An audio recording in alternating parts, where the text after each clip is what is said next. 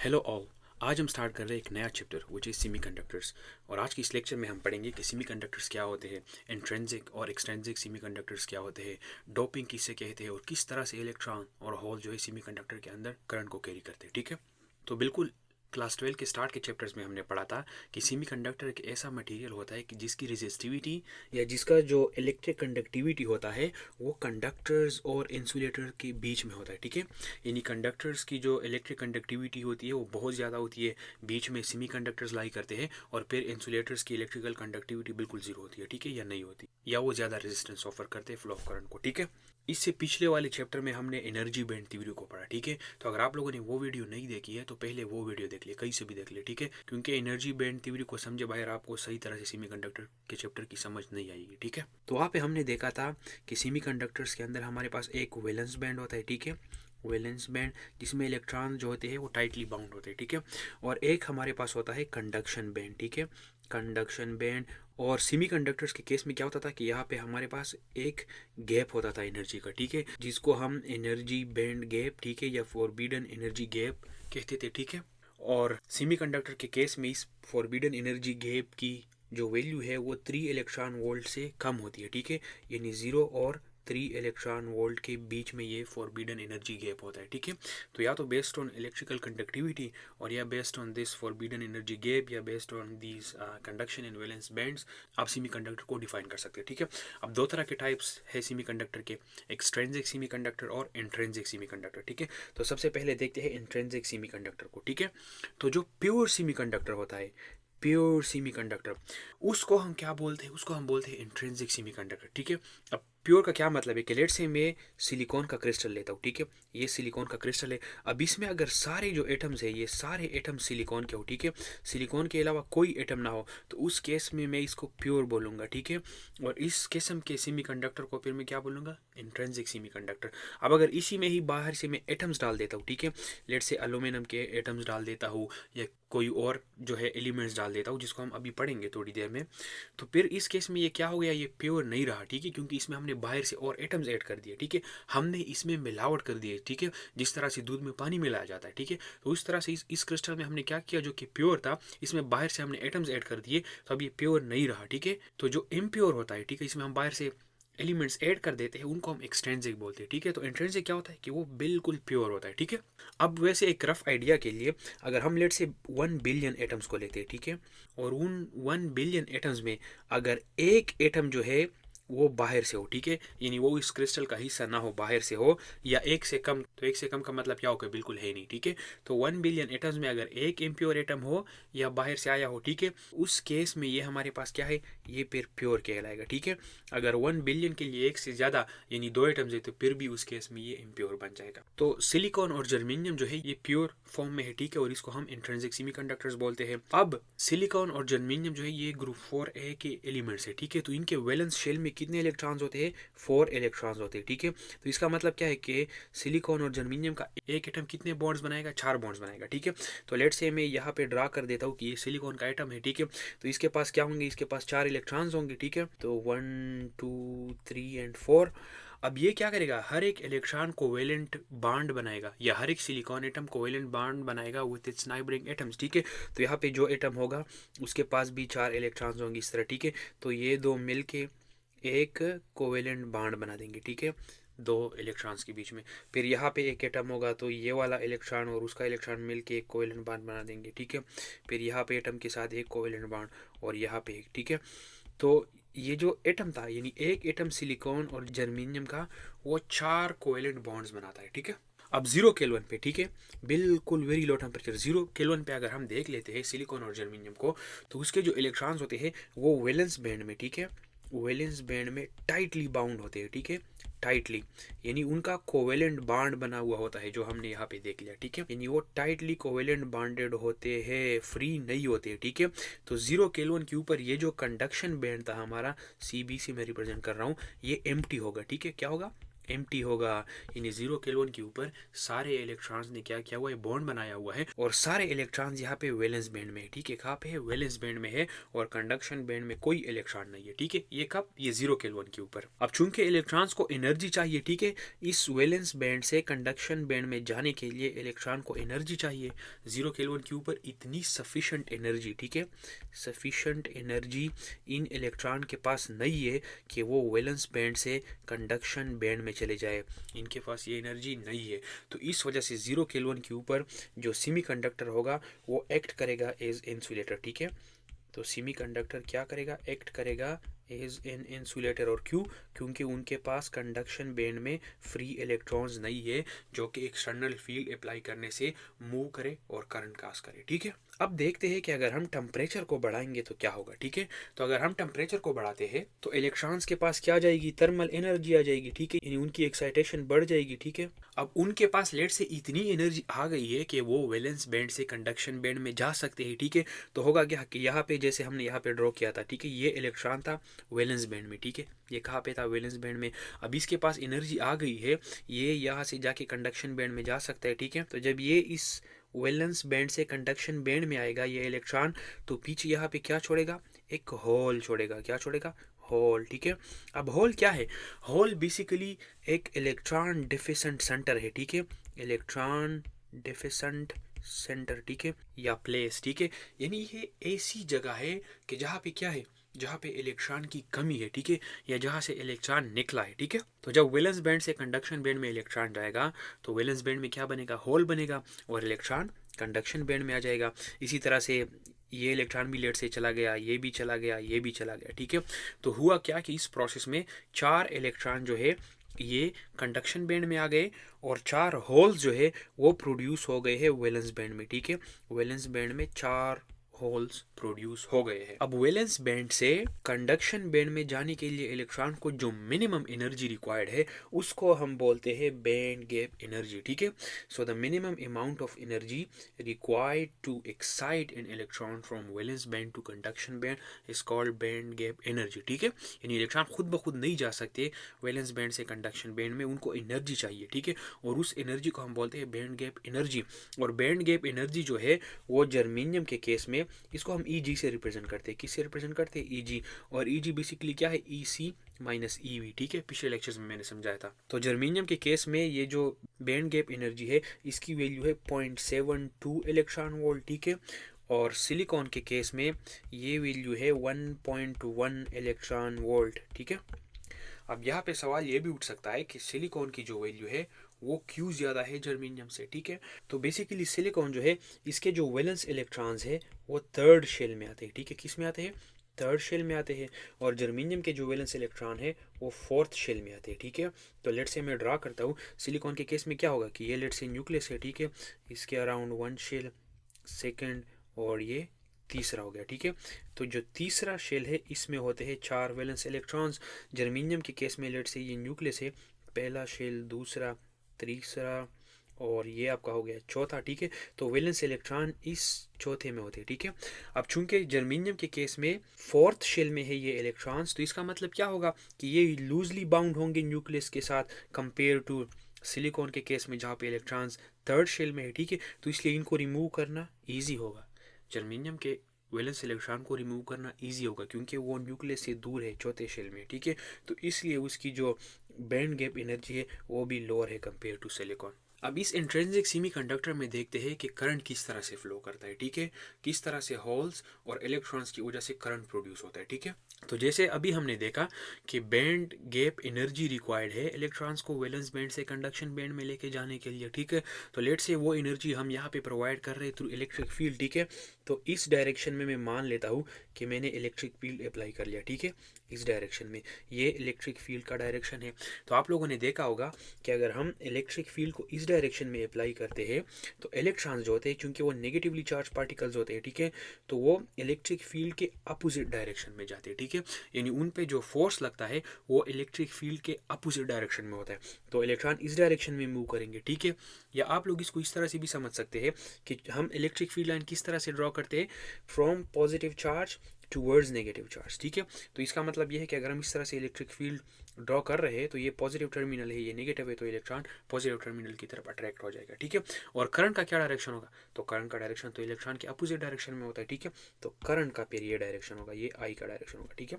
तो ये हमारे इलेक्ट्रिक फील्ड का डायरेक्शन था, इस डायरेक्शन में इलेक्ट्रॉन ने मूव कर लिया, और करंट का डायरेक्शन वही हो गया जो इलेक्ट्रिक फील्ड का था, यानी इलेक्ट्रॉन के अपोजिट। अब इस केस में लेट से इस इलेक्ट्रॉन को लेते, ठीक है, कि ये इलेक्ट्रॉन जो है इस इलेक्ट्रिक फील्ड की वजह से या इस एनर्जी की वजह से जो हमने अप्लाई किया हुआ है, हम मान लेते हैं कि इस इलेक्ट्रॉन का बॉन्ड ब्रेक हो जाता है, ठीक है।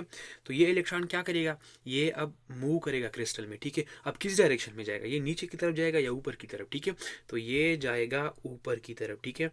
तो यहाँ से इलेक्ट्रॉन रिमूव हो गया, ठीक है, और ये इलेक्ट्रॉन चला गया यहाँ पे ऊपर क्रिस्टल में ही, ठीक है, क्रिस्टल के अंदर ये ऊपर इस डायरेक्शन में मूव हो गया because of the electric field के अपोजिट डायरेक्शन में जाएगा, ठीक है। और यहाँ पे क्या प्रोड्यूस हो जाएगा, जैसे हमने देखा यहाँ पे एक होल प्रोड्यूस हो जाएगा, ठीक है। होल क्या है, होल बेसिकली एक जगह है जहाँ से इलेक्ट्रॉन निकला है, जहाँ पे इलेक्ट्रॉन की डिफिशियंसी है, ठीक है। अब इस होल को चूंकि इलेक्ट्रॉन की ज़रूरत है, ठीक है, तो ये ज़्यादा देर इधर ठहरता नहीं है, ठीक है। ये होल अब किसी और जगह में ट्रांसफ़र हो जाएगा, यानी इसकी अफिनिटी इलेक्ट्रॉन के लिए ज़्यादा होती है, तो ये कहीं ना कहीं से इलेक्ट्रॉन को खींच लेगा, ठीक है। तो लेट से इज्यूम कर लेते हैं कि ये होल जो है ये इस इलेक्ट्रॉन को खींच लेता है, ठीक है। ये जो इलेक्ट्रॉन है ये चला जाता है और इस होल को फिल करता है, ठीक है। तो फिर उस केस में क्या होगा कि उस केस में ये होल जो है यहाँ से रिमूव हो जाएगा, ठीक है। तो यहाँ पे बॉन्ड बन जाएगा क्योंकि इलेक्ट्रॉन नीचे से आ गया है, ठीक है, और यहाँ पे इलेक्ट्रॉन ऊपर चला गया है, तो यहाँ पे क्या बन जाएगा, यहाँ पे होल बन जाएगा, ठीक है। तो अभी आप लोग इस पे ज़रा गौर कीजिए, ठीक है। यहाँ पे क्या हो रहा है, यहाँ पे इलेक्ट्रॉन जो है वो अपवर्ड मूव कर रहा है, ठीक है, यानी in the direction opposite to the electric field. Hole किधर जा रहा है, होल पहले इस जगह पे था, फिर इस जगह पे आ गया, ठीक है, यानी होल डाउनवर्ड मूव कर रहा है, ठीक है। होल क्या कर रहा है, डाउनवर्ड मूव कर रहा है। तो होल की जो मूवमेंट है वो अपोजिट है टू दैट ऑफ इलेक्ट्रॉन, ठीक है, यानी वो इलेक्ट्रॉन के अपोजिट डायरेक्शन में जा रहा है। इलेक्ट्रॉन अपवर्ड जा रहा है, होल नीचे जा रहा है। अब यहाँ पे आप लोगों ने एक बात सोचनी है, ठीक है। आप लोगों ने सोच के मुझे ये बताना है क्या इस केस में होल मूव कर रहा है एक्चुअली, ठीक है, नहीं, बिल्कुल नहीं, ठीक है। होल की जो मूवमेंट है उसको हम बोल सकते हैं कि ये अपेरेंटली मूव कर रहा है, ठीक है, यानी ये है अपेरेंट मूवमेंट। अपेरेंट मूवमेंट का क्या मतलब है कि ऐसा लग रहा है कि होल मूव कर रहा है, ठीक है। इन रियलिटी क्या हो रहा है, ठीक है, अब रियलिटी में देखते हैं, ठीक है। अब हुआ क्या है बेसिकली कि लेट से यहाँ पे होल जनरेट हो गया, ठीक है, क्या हो गया, यहाँ पे होल जनरेट हो गया।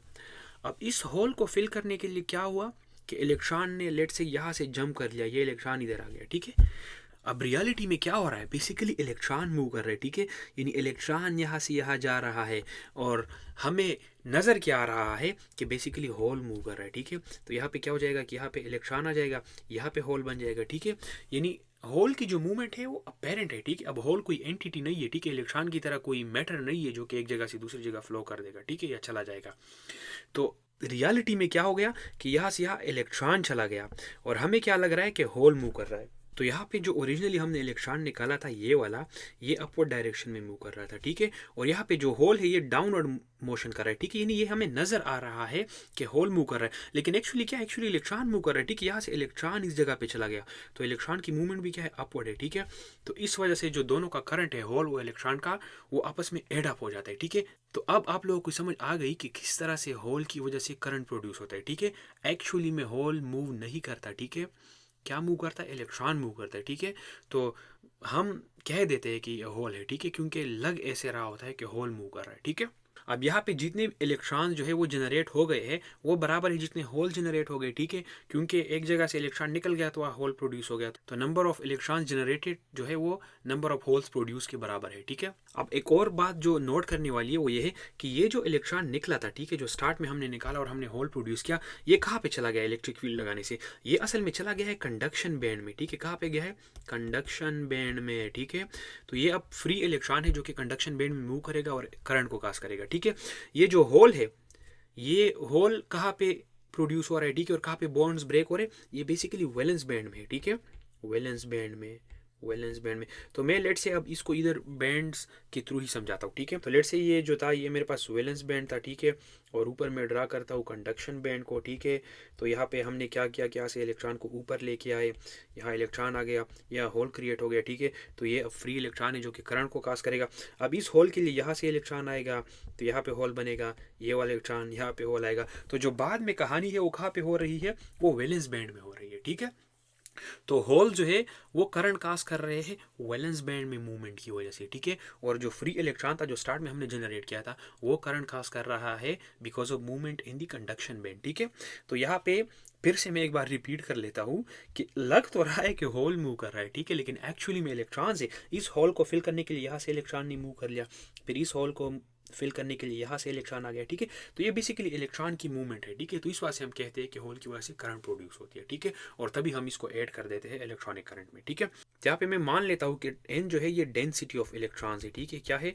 Density of electrons. तो डेंसिटी ऑफ इलेक्ट्रॉन्स का मतलब क्या होगा कि number of electrons per unit volume, ठीक है। और पी से मैं रिप्रेजेंट करता हूँ डेंसिटी ऑफ होल्स, ठीक है, डेंसिटी ऑफ होल्स। तो उसका मतलब क्या होगा कि number of holes per unit volume, ठीक है। अब पर यूनिट वॉल्यूम का क्या मतलब है कि अगर आप लोग 1 मीटर क्यूब वॉल्यूम को लेते हो, ठीक है, तो उसमें जितने नंबर ऑफ इलेक्ट्रॉन्स होंगे और जितने नंबर ऑफ होल्स होंगे वो बराबर होंगे, ठीक है। तो इंट्रिंसिक सेमीकंडक्टर्स के केस में एन जो होता है वो पी के बराबर होता है, ठीक है। वो एन होता है पी के बराबर होता है, यानी जितने इलेक्ट्रॉन्स हमने निकाले उतने होल्स प्रोड्यूस हो जाते हैं। और जो टोटल करंट होता है लेट से आई वो बराबर होता है current due to electrons, electronic current, plus current due to holes, ठीक है, आई एच। तो इनको सम करके हमारे पास टोटल करंट बनता है। और सम कैसे कर सकते हैं क्योंकि दोनों सेम डायरेक्शन में है। लेकिन यहाँ पे गौर करने वाली बात यह है कि जो आई ई है यानी इलेक्ट्रॉन की वजह से जो करंट होता है वो ग्रेटर होता है than the current due to holes. अब ये क्यों? नंबर तो दोनों का बराबर है, जितने होल्स है उतने इलेक्ट्रॉन्स है, फिर इलेक्ट्रॉन्स का करंट क्यों ग्रेटर होता है? तो उसका रीज़न है ड्रेक स्पीड, जो कि करंट इलेक्ट्रिसिटी में हमने पढ़ा था, ठीक है, कि इलेक्ट्रिक करंट सिर्फ नंबर ऑफ चार्ज कैरियर्स पे डिपेंड नहीं करता, ठीक है, बल्कि ड्रेक स्पीड पे भी डिपेंड करता है कि ये जो इलेक्ट्रॉन्स है ये किस स्पीड से मूव कर रहे हैं, ठीक है। तो अब चूंकि ये जो होल्स है इनकी मूवमेंट कहाँ पे हो रही है? इनकी मूवमेंट हो रही है वैलेंस बैंड में, ठीक है, वीबी में। अब वैलेंस बैंड में इलेक्ट्रॉन्स टाइटली बाउंड है न्यूक्लियस के साथ कि नहीं, ठीक है। तो उनका जो मोशन होगा, ठीक है, वो लोअर होगा, ठीक है, उनकी वेलोसिटी या ड्रैग स्पीड कम होगी, इसलिए जो इलेक्ट्रॉनिक करंट है वो ज़्यादा है than the current due to holes, ठीक है। तो क्या रीज़न है उसका कि होल्स की जो मूवमेंट है वो स्लोअर है compare to the movement of electrons. अब हम बात करते हैं एक्सट्रिंसिक सेमीकंडक्टर्स की, ठीक है। तो एक्सट्रिंसिक सेमीकंडक्टर्स वो सेमीकंडक्टर्स है कि जिनके अंदर हमने इम्प्यूरिटी ऐड की है, ठीक है। अब इम्प्यूरिटी का मतलब मैंने समझा दिया कि इम्प्यूरिटी का मतलब क्या है कि हम बाहर से एक एटम लेके आ रहे हैं या एक एलिमेंट लेके आ रहे हैं जो इस क्रिस्टल का हिस्सा नहीं है, ठीक है। यानी लेट से सिलिकॉन और जर्मेनियम का क्रिस्टल लेके आते हैं और उसमें हम एल्यूमिनियम का आइटम ऐड कर देते हैं, ठीक है। तो एल्यूमिनियम तो सिलिकॉन क्रिस्टल का हिस्सा नहीं है, ठीक है। तो उस केस में क्या हो गया कि ये हमारे पास एक एक्सट्रिंसिक सेमीकंडक्टर बन गया, ठीक है। इसमें हमने इम्प्यूरिटी ऐड कर दी, ठीक है। और इस इम्प्यूरिटी को हम बोलते हैं डोपंट, ठीक है। डोपंट क्या है? जो एलिमेंट हमने ऐड कर दिया, लेट से हमने जो है एल्यूमिनियम का एटम ऐड कर दिया, ठीक है, तो हमारे पास क्या बन जाएगा? वो हमारे पास डोपेंट बन जाएगा, ठीक है। अब सवाल पहला यहाँ पे ये उठता है कि हम डोपिंग करते क्यों है, ठीक है, हम सेमीकंडक्टर्स के अंदर इम्प्यूरिटीज ऐड क्यों करते हैं, ठीक है। तो उसका रीज़न है इलेक्ट्रिकल कंडक्टिविटी, ठीक है, इलेक्ट्रिकल कंडक्टिविटी।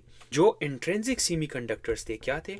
इंट्रिंसिक सेमीकंडक्टर्स थे, उनकी इलेक्ट्रिकल कंडक्टिविटी ईसी बहुत कम होती है, नेग्लिजिबल होती है, कोई सिग्निफिकेंट यूज़ फिर हम उसका नहीं कर सकते, बहुत कम होती है। अब जब हम उसमें डोपिंग कर देते हैं, उसमें बाहर से इम्प्यूरिटी ऐड कर देते हैं, तो उनकी जो इलेक्ट्रिकल कंडक्टिविटी हो जाती है वो बहुत ज़्यादा बढ़ जाती है, ठीक है, वो बहुत ज़्यादा बढ़ जाती है। अब एक मिसाल के लिए लेट से कि 10⁸ हमारे पास प्योर एटम्स है, ठीक है, उनमें हमने क्या कर दिया कि एक एटम ऐड कर दिया। तो अब जो एक्सट्रिंसिक सेमीकंडक्टर बन गया, एक्सट्रिंसिक सेमीकंडक्टर, ठीक है, ये अब एक्सट्रिंसिक सेमीकंडक्टर होगा। क्यों? क्योंकि इसके अंदर हमने क्या किया, वन इम्प्यूरिटी का आइटम ऐड कर दिया। इसकी जो कंडक्टिविटी होगी ये 16 टाइम्स ग्रेटर होगी देन दी इंट्रिंसिक वन, ठीक है। इस प्योर वाले से इसकी 16 टाइम्स ग्रेटर होगी। तो बाहर से कोई एटम ऐड करने से सेमीकंडक्टर की जो कंडक्टिविटी होती है वो बहुत ज़्यादा बढ़ जाती है, ठीक है। तो इसलिए हम डोपिंग करते हैं। अब सवाल ये भी हो सकता है कि कौन कौन से एलिमेंट्स की हम डोपिंग कर सकते हैं, डोपेंट के तौर पे हम पीरियोडिक टेबल में से कौन से एलिमेंट्स यूज़ कर सकते हैं, ठीक है। तो उसका आंसर है कि हम ऐसा एलिमेंट यूज़ करेंगे कि जिसका साइज उस एलिमेंट के बराबर होगा कि जिसमें हम डोपिंग कर रहे हैं, ठीक है। तो बेसिकली सेमीकंडक्टर्स में हम क्या मेनली देखते हैं इंट्रिंसिक में, एक सिलिकॉन है, ठीक है, और एक जर्मेनियम है, ठीक है। तो जो भी एटम हम ऐड करेंगे उसका साइज सिलिकॉन और जर्मेनियम के बराबर होना चाहिए, ठीक है। तो अब अगर पीरियोडिक टेबल में आते हैं तो सिलिकॉन और जर्मेनियम इस ग्रुप में है, ठीक है, ये सिलिकॉन रहा, ये जर्मेनियम रहा, ठीक है। अब या तो हम इस ग्रुप से जो है डोपेंट उठा सकते हैं और या इस ग्रुप से उठा सकते हैं, ठीक है। क्यों? क्योंकि इनके साइजेस इस ग्रुप के एलिमेंट्स के बराबर है। तो अगर लेट से सिलिकॉन को उठाते हैं तो सिलिकॉन का साइज जो है वो फास्फोरस और एल्यूमिनियम के बराबर है, क्योंकि बिल्कुल बेसिक केमिस्ट्री में हमने पढ़ा था कि ग्रुप के थ्रू अगर हम लेफ्ट टू राइट मूव करते हैं तो एटॉमिक साइज में ज़्यादा चेंज नहीं आता, ठीक है। इस तरह से बोरान का जो साइज है वो भी कंपेरेबल है सिलिकॉन के साइज के, ठीक है। जर्मेनियम में हम क्या ऐड कर सकते हैं? आर्सेनिक को ऐड कर सकते हैं, इस एलिमेंट को ऐड कर सकते हैं, इंडियम को ऐड कर सकते हैं, ठीक है। तो ये जो ग्रुप है ये ग्रुप 3A, इसके एलिमेंट्स हम ऐड कर सकते हैं एज डोपेंट, और ग्रुप 5A के एलिमेंट्स ऐड कर सकते हैं, ठीक है। अब ये जो ग्रुप 5 के एलिमेंट्स है इनके वैलेंस शेल में कितने इलेक्ट्रॉन्स है? इनके वैलेंस शेल में है 5 इलेक्ट्रॉन्स, ठीक है। कितने इलेक्ट्रॉन्स है? 5 इलेक्ट्रॉन, इसलिए इसको हम बोलते हैं पेंटावेलेंट एलिमेंट्स, ठीक है। Pentavalent elements. पेंटावेलेंट एलिमेंट्स कौन से एलिमेंट्स होंगे कि जिनके वैलेंस शेल में 5 इलेक्ट्रॉन्स होंगे। और ये जो ग्रुप 3 वाले हैं इनके वैलेंस शेल में 3 इलेक्ट्रॉन्स है, ठीक है। तो इसकी वजह से हम इसको बोलेंगे ट्राईवेलेंट एटम्स, ठीक है। Trivalent atoms. तो ये ट्राईवेलेंट और पेंटावेलेंट एटम्स जो है हम एज डोपेंट यूज़ कर सकते हैं। प्योर सेमीकंडक्टर में हम इनको ऐड कर सकते हैं ताकि हम एक्सट्रिंसिक सेमीकंडक्टर्स बनाए जिनकी इलेक्ट्रिकल कंडक्टिविटी बहुत ज़्यादा होगी। और फिर डिपेंडिंग ऑन क्या हम पेंटावेलेंट एटम ऐड कर रहे हैं या ट्राईवेलेंट ऐड कर रहे हैं तो एक्सट्रिंसिक के फिर 2 टाइप्स हो जाएंगे, ठीक है। एक हो जाएगा एन टाइप और एक हो जाएगा पी टाइप, ठीक है। और वो मेनली डिपेंडेंट है कि कौन सा एटम जो है वो हम ऐड कर रहे हैं, पेंटावेलेंट ऐड कर रहे हैं या ट्राईवेलेंट ऐड कर रहे हैं। तो अब स्टार्ट करते हैं एन टाइप एक्सट्रिंसिक सेमीकंडक्टर से, ठीक है। तो इस तरह के सेमीकंडक्टर्स में हम क्या करते हैं कि एक पेंटावेलेंट इम्प्यूरिटी ऐड कर देते हैं, ठीक है। यानी ग्रुप 5A का एलिमेंट ऐड कर देते हैं जिसके वैलेंस शेल में 5 इलेक्ट्रॉन्स होते हैं, ठीक है। तो लेट्स से अगर हम सिलिकॉन के क्रिस्टल को कंसीडर कर रहे हैं, ठीक है, तो सिलिकॉन के साथ करीब में कौन है? फास्फोरस है, ठीक है। यानी फास्फोरस का साइज बिल्कुल सिमिलर होगा सिलिकॉन एटम्स के साथ, ठीक है। तो हम क्या कर सकते हैं, वैसे फास्फोरस और ये आर्सेनिक दोनों ऐड कर सकते हैं, लेकिन लेट से इस केस में हम फास्फोरस ऐड करते हैं क्योंकि ये सेम पीरियड में आता है, ठीक है। तो लेट से हमने यहाँ पे फास्फोरस को ऐड कर दिया, ठीक है। तो फास्फोरस हमारा क्या बन गया? ये हमारा डोपेंट बन गया। अब वही सिलिकॉन को लेट से ये एक एटम है सिलिकॉन का, ये दूसरा है, ठीक है। 4 को ड्रा करते हैं क्योंकि ये 4 बॉन्ड्स बनाते हैं, ठीक है। तो एक बॉन्ड इसने यहाँ पे बनाया था, एक इस एटम के साथ बनाया था, एक यहाँ पे और एक यहाँ पे, ठीक है।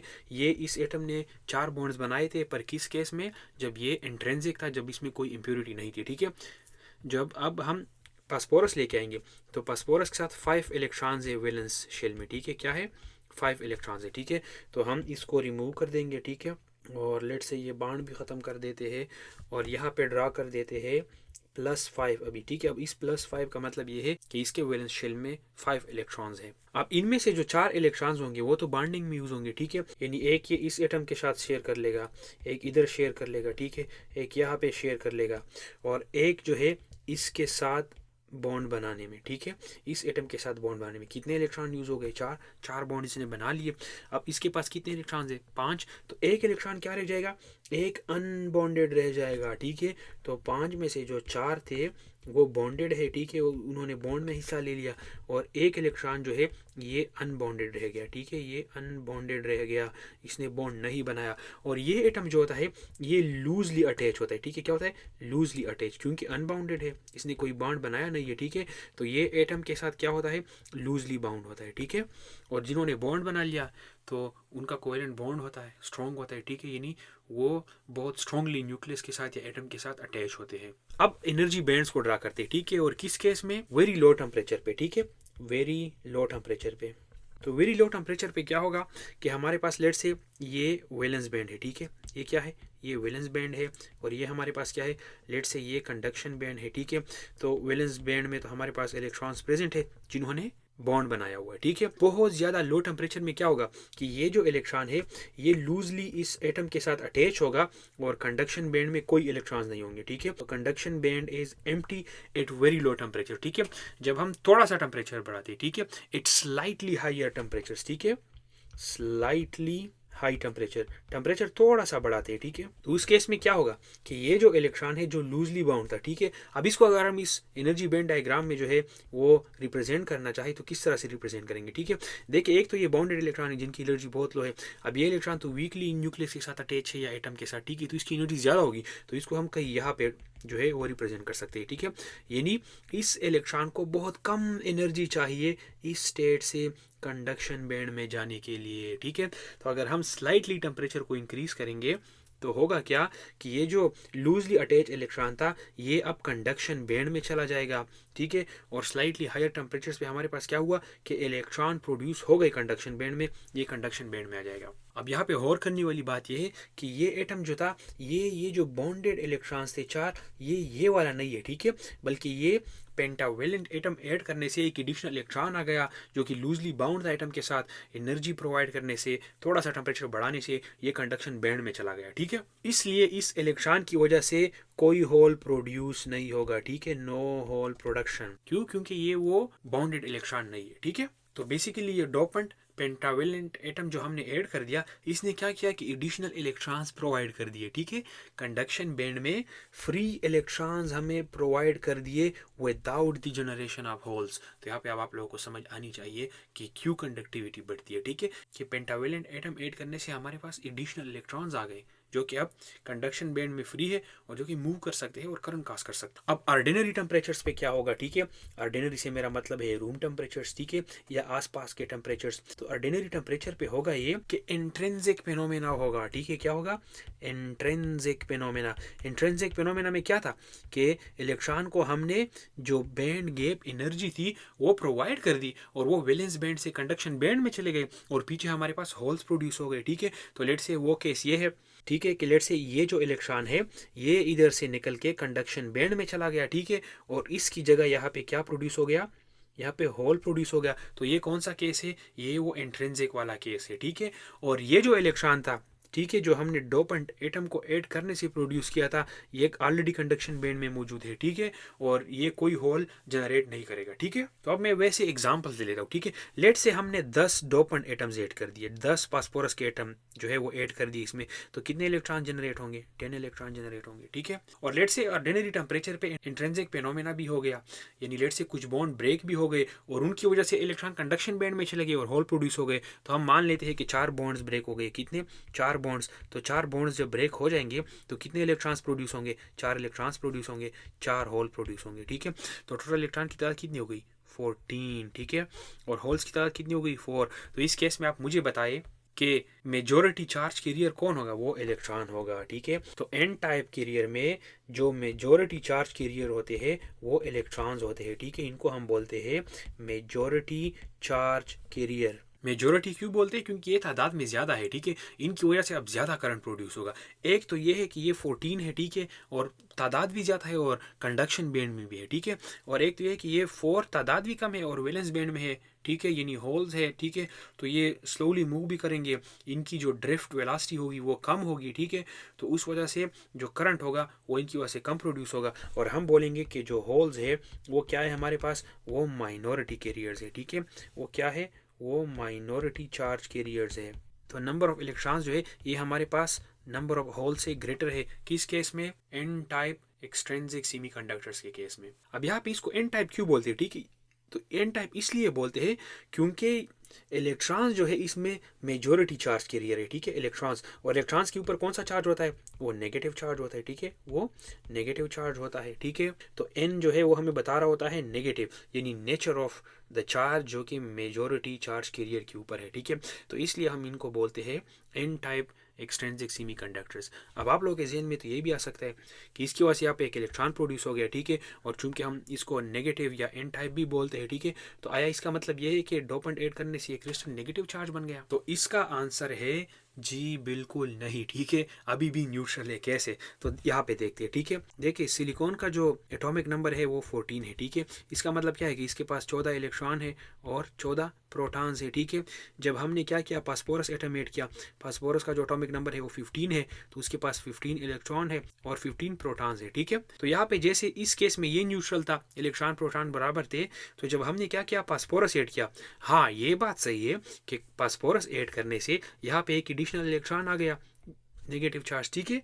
लेकिन यहाँ पे जो न्यूक्लियस है उसके पास तो एक प्रोटॉन एडिशनल भी है सिलिकॉन के कंपैरिजन में, ठीक है।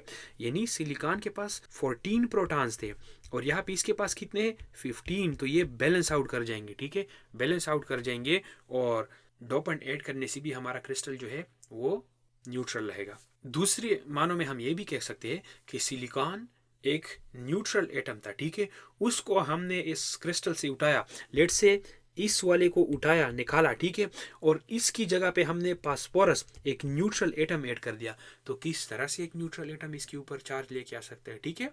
अब इस केस में हमारा जो डोपेंट था, ठीक है, जो हमने फास्फोरस ऐड किया है यहाँ पे, तो इसको हम जो है डोनर एटम भी बोल सकते हैं। क्या बोल सकते हैं? Donor atom. और डोनर एटम क्यों बोलते हैं? क्योंकि इसने एक इलेक्ट्रॉन डोनेट किया है क्रिस्टल में, ठीक है, जो कि कंडक्शन बैंड में चला गया था। तो यहाँ पे आप देख सकते हो कि हमने इंट्रिंसिक फिनोमेना भी कराया, इंट्रिंसिक फिनोमेना भी हो गया, उससे हटकर हमें फ्री इलेक्ट्रॉन्स भी मिल गए जो कि कंडक्शन बैंड में है। तो इस वजह से इसकी जो इलेक्ट्रिकल कंडक्टिविटी है वो ज़्यादा हो गया, ठीक है। तो ये बेसिकली मकसद था डोपिंग कराने का। अब बात कर रहे थे पी टाइप सेमीकंडक्टर के, ठीक है। तो इसमें हम क्या करते हैं कि ट्राईवेलेंट एटम ऐड कर देते हैं, ग्रुप 3A का एटम या एलिमेंट ऐड कर देते हैं जिसके वैलेंस शेल में 3 इलेक्ट्रॉन्स होते हैं, ठीक है। तो इस तरह की जब हम एडिशन कर लेते हैं तो जो हमारे पास सेमीकंडक्टर बन के आता है उसको हम पी टाइप एक्सट्रिंसिक सेमीकंडक्टर बोलते हैं। और क्या ऐड कर सकते हैं? बोरान ऐड कर सकते हैं, एल्यूमिनियम ऐड कर सकते हैं, ठीक है। तो लेट से हम यहाँ पे बोरान को ऐड कर देते हैं सिलिकॉन क्रिस्टल में, ठीक है। तो बोरान के पास जो वैलेंस शेल है उसमें कितने इलेक्ट्रॉन्स है? 3 इलेक्ट्रॉन्स है, ठीक है, 3 इलेक्ट्रॉन्स है। तो यहाँ पे लेट से ये जो है ये मेरे पास बोरान का आइटम है, ठीक है। तो इसने तो एक इलेक्ट्रॉन यूज़ करके इधर बॉन्ड बनाया, एक इलेक्ट्रॉन यूज़ करके इधर बॉन्ड बनाया, और एक नाइबरिंग सिलिकॉन के साथ बॉन्ड बनाया, ठीक है, तीसरा बॉन्ड भी बना लिया। अब इस सिलिकॉन के साथ बॉन्ड बनाने के लिए इसके पास चौथा इलेक्ट्रॉन नहीं है, ठीक है। तो ये क्या करेगा? ये इसके साथ बॉन्ड बनाना चाहेगा, ठीक है, क्योंकि इसके पास एक इलेक्ट्रॉन है। अब बोरान को एक इलेक्ट्रॉन चाहिए कि यहाँ पे बॉन्ड बनाए, ठीक है। तो ये कैसे बॉन्ड बनाएगा कि यहाँ पे जो सिलिकॉन होगा इससे इलेक्ट्रॉन को खींच ले, ठीक है। जब यहाँ पे बोरान के पास इलेक्ट्रॉन आ जाएगा, ठीक है, तो ये इधर बॉन्ड बना लेगा, ठीक है। अब इसके बॉन्ड जो है वो कंप्लीट हो गए, ठीक है, लेकिन यहाँ पे सिलिकॉन के पास यहाँ पे क्या बन गया? एक होल जनरेट हो गया, ठीक है। तो मतलब ये हो गया कि जब हमने बोरान को ऐड कर लिया तो उसकी मदद से हमारे पास क्या प्रोड्यूस हो रहा है? एक होल प्रोड्यूस हो रहा है सेमीकंडक्टर में, ठीक है। एन टाइप में क्या हो रहा था कि हम पेंटावेलेंट ऐड कर रहे थे, उसके बॉन्ड सारे कंप्लीट हो रहे थे तो वो एडिशनल इलेक्ट्रॉन दे रहा था। यहाँ पे पी टाइप में क्या हो रहा है कि सारे बॉन्ड नहीं बन पा रहे, इसको एक इलेक्ट्रॉन की जरूरत है कि ये जो है नाइबरिंग सिलिकॉन से एक इलेक्ट्रॉन खींच ले और अपने बॉन्ड्स कंप्लीट कर ले, तो उसकी रिजल्ट में एक होल बनेगा। अब जैसे यहाँ पे शो किया गया, ठीक है, तो +3 का मतलब है कि इसके पास 3 वैलेंस इलेक्ट्रॉन्स हैं, एक यहाँ पे यूज़ हुआ, एक यहाँ पे यूज़ हुआ, एक यहाँ पे यूज़ हुआ। अब इसका यहाँ पे बॉन्ड नहीं बना है इस सिलिकॉन के साथ, ठीक है। तो इसके लिए इसको क्या चाहिए? लेट से ये वाला इलेक्ट्रॉन यहाँ आ जाता है, ठीक है, तो ये बॉन्ड ब्रेक हो जाएगा और यहाँ पे क्या आ जाएगा? इलेक्ट्रॉन और बॉन्ड बन जाएगा, और इस रीजन पे हमारे पास क्या प्रोड्यूस हो जाएगा? होल, ठीक है। तो इस तरह से फिर थ्रू आउट द क्रिस्टल ये होल ट्रेवल करेगा, ठीक है। तो ये नहीं, इसका मतलब क्या है कि डोपेंट ऐड करने से हमारे पास क्या होगा? एक होल प्रोड्यूस होगा। अब ये जो डोपेंट है, ठीक है, जो हमने ट्राईवेलेंट एटम ऐड कर दिया इसकी वजह से होल प्रोड्यूस हो रहा है जो कि इलेक्ट्रॉन को खींच रहा है, ठीक है। तो इसलिए हम इस डोपेंट को एक्सेप्टर एटम बोलते हैं, ठीक है। एन टाइप में इसको क्या बोलते थे? डोनर। और यहाँ पे एक्सेप्टर एटम क्यों? क्योंकि ये नाइबरिंग एटम से इलेक्ट्रॉन्स एक्सेप्ट कर रहा है। अब यहाँ तक तो बात समझ गई, ठीक है। अब यहाँ पे ऑर्डिनरी टेम्परेचर्स के ऊपर फिर से इंट्रिंसिक फिनोमेना भी होगा, ठीक है। इंट्रिंसिक फिनोमेना का क्या मतलब है कि ऑर्डिनरी टेम्परेचर्स के ऊपर कुछ इलेक्ट्रॉन जो है उनके बॉन्ड्स ब्रेक हो जाएंगे, वैलेंस बैंड से कंडक्शन बैंड में चले जाएंगे, वो इलेक्ट्रॉन उधर फ्री हो जाएंगे जो कि कंडक्शन बैंड में मूव कर सकते हैं, और कुछ होल्स प्रोड्यूस हो जाएंगे, ठीक है, वैलेंस बैंड में, ठीक है ना। अब यहाँ पे बैंड्स के थ्रू मैं इसको समझाता हूँ, ठीक है। तो ये वैलेंस बैंड है, ठीक है। अब वैलेंस बैंड में ट्राईवेलेंट एटम ऐड करने से हमारे पास कुछ होल्स प्रोड्यूस हो गए, ठीक है, कुछ होल्स प्रोड्यूस हो गए, लेट से 3 होल्स प्रोड्यूस हो गए, ठीक है। अब यहाँ पे इसमें इलेक्ट्रॉन्स भी है जो कि कोवेलेंटली बॉन्डेड है, ठीक है।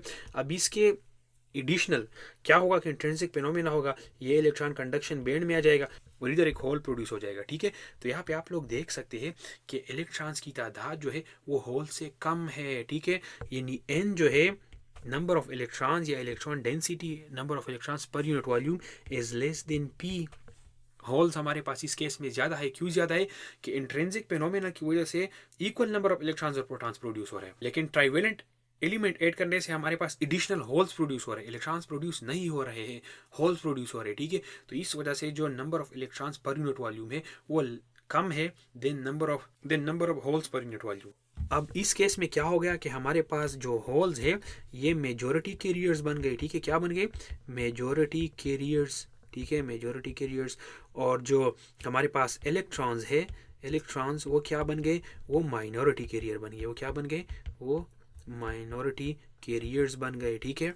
अब होल्स के ऊपर कौन सा चार्ज होता है, ठीक है। होल बेसिकली क्या होता है, डिफिशिएंसी ऑफ इलेक्ट्रॉन, तो वो बेसिकली रिजेंबल करता है एक पॉजिटिव चार्ज की तरह, ठीक है। तो उस पर पॉजिटिव चार्ज हम ले लेते हैं, ठीक है। अब चूंकि इस तरह के सेमीकंडक्टर में, ठीक है, हमारे पास होल्स मेजोरिटी चार्ज कैरियर है, होल के ऊपर पॉजिटिव चार्ज है, ठीक है। तो इस वजह से हम इनको बोलते हैं पी टाइप एक्सट्रिंसिक सेमीकंडक्टर, ठीक है। अब दोबारा वही क्या आया, ये होल प्रोड्यूस होने से ये एटम जो है वो पॉजिटिव हो गया होगा कि नहीं, ठीक है।